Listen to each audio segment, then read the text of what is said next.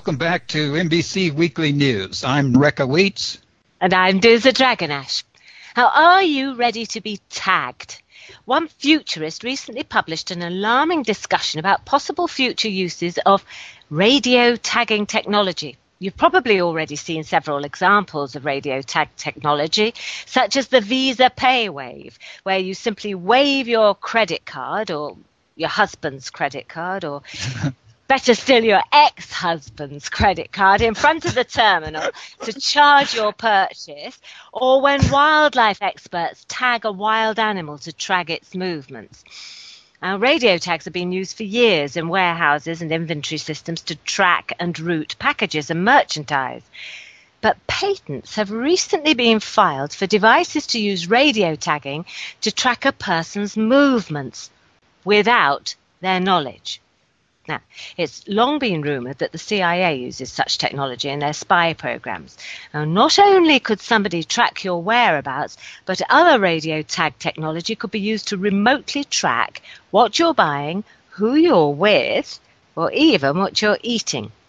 Advertisers could even track your shopping habits and send personalised ads to your cell phone while you're shopping. Scary. The Sundance Film Festival this year features an interesting exhibit based in Second Life.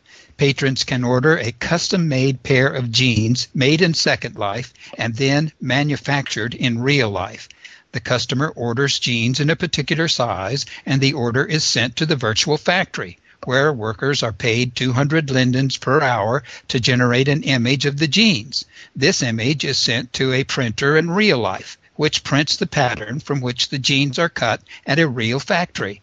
Critics are hailing this as an innovative example of future manufacturing, as well as an interesting and artistic interpretation of sweatshop work. So if there are any 12-year-old avatars out there who want a job... We're not allowed child avatars, okay? Don't take him seriously, folks. Now, in a sign of ever-increasing legitimacy of virtual worlds and their impact on society, Stanford University has announced it will be hosting a Metaverse conference in February.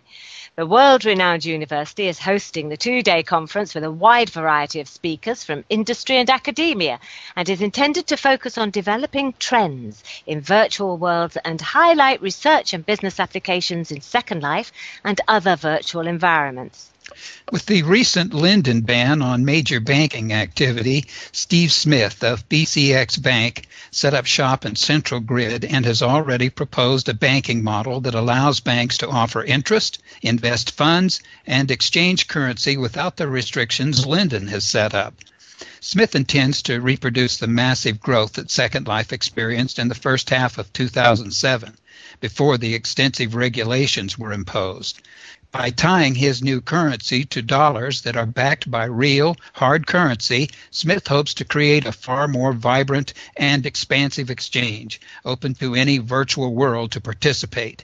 With this interoperability, BCX Bank, as well as other competitors in this new virtual financial industry, could stand to become economic powerhouses.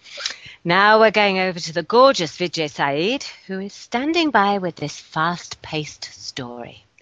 This is Vijay Saeed at the Teller Motorsports Park Ratzenberger Raceway on the Teller Sim, which is the location of the Kramer Raceway, a miniature Indianapolis Motor Speedway that will be opening within the next 2 weeks.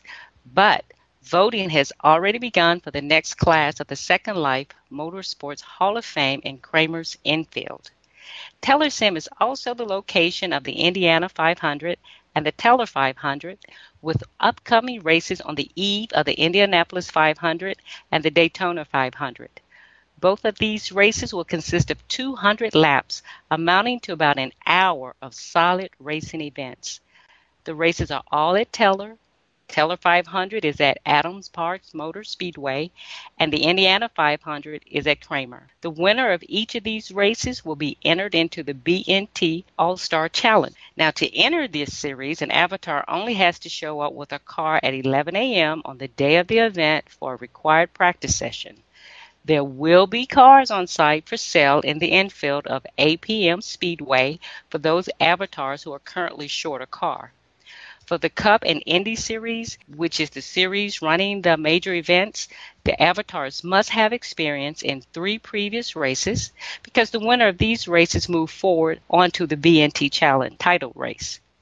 There are races open to those who may be interested in becoming race car drivers and to allow these drivers an opportunity to work their way up to the Cup Series. Anyone interested in obtaining information about the race car driving or participating in the Champion Series can contact Sandra Day or Connor. According to Sandra Day, we can always use some more drivers. This is VJ Saeed at the Teller Motorsports Raceway on the Teller Sim. Back to you, Dosa. Thank you, Vijay. Now we have a really astonishing story.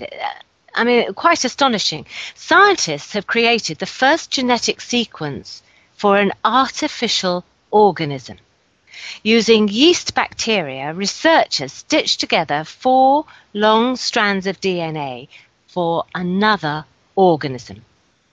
With this new capability successfully tested, scientists are now one step closer to creating a completely artificial organism from scratch. They believe that this should be accomplished before the end of the year. For those of you who like to read, Book Island is a rapidly growing area in Second Life. Established in 2007 as a place for publishers, authors, and editors to share experiences, it was an outgrowth of a real-world storefront, Visions, that was not getting enough visitors. There are currently 13 different event spaces and nearly 100 shops related to books and publishing, and it has become a dynamic, interactive environment for all ages. That's our news for this week. Until we meet again, I'm Rekka Weitz. And I'm Dosa Dragonash, and from MBC, have a really good week.